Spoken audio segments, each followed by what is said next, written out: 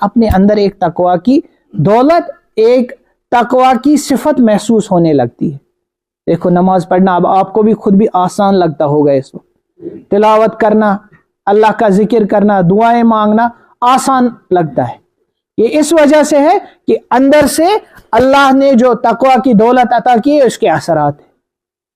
اب کوشش کرنی ہے اس سرمایہ کو محفوظ رکھنے کی اور اس سرمایہ کو دن بدن بڑھانے کی.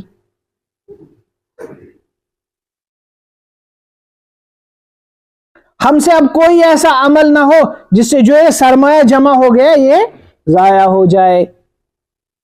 ہم سے کوئی ایسی بات نہ ہو، ایسا کوئی کام نہ ہو کہ یہ جو سرمایہ ہے یہ ضائع ہو جائے.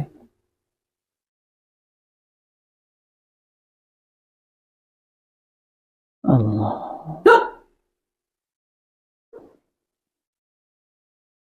تو تقوی کی دولت، اگر ہمیں اللہ کا خاص بننا ہے، اللہ کا محبوب بننا ہے، تو اس کے لیے یہ تقوی ہی کرائیٹیریا ہے.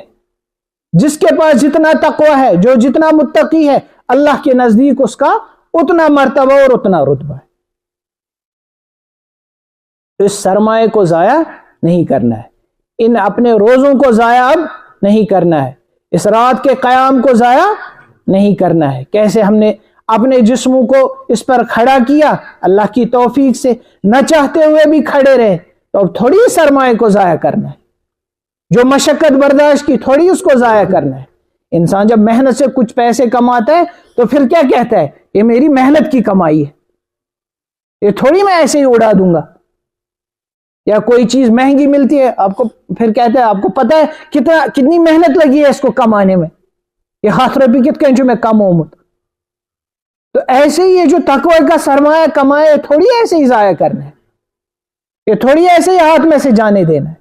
بلکہ اصل تو یہ تھا کہ جو تقوی کا سرمایہ اس رمضان میں جمع ہوا ہے، دن بدن وہ بڑھتا رہے اور اگلے رمضان میں اس میں اور اضافہ ہوتا رہے. لیکن اللہ حفاظت کرے، عموماً ہماری حالت یہ ہوتی ہے کہ جو کچھ جمع کیا ہے تو جیسے ہی عید کا چاند نکل گیا وہ سارا سرمایہ دھیرے دھیرے گھٹتا رہتا ہے.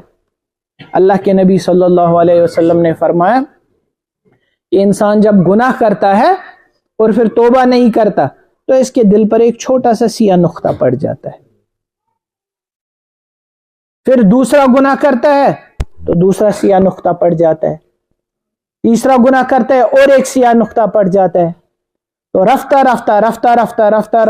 اس کا یہ پورا دل کیا ہو جاتا ہے؟ سیاہ ہو جاتا ہے. اللہ تعالی شانو پھر اس سیاہ دل میں حق قبول کرنے کی صلاحیت نہیں رکھتے. اب دین کی بات سنتا ہے کوئی اثر ہی نہیں ہوتا، واعظ و نصیحت سنتا ہے کوئی اثر ہی نہیں ہوتا. تو اپنے اس چمکدار دل کو جو اللہ تعالی شانوں نے اس مبارک مہینے کے اعمال کی برکت سے جو اس میں جلا عطا کی ہے، جو اس میں نورانیت عطا کی ہے، اس کی اب حفاظت کرنی ہے، اس کو اب محفوظ رکھنا ہے اور اس کو سمجھنا ہے یہی میرا اصل سرمایہ ہے،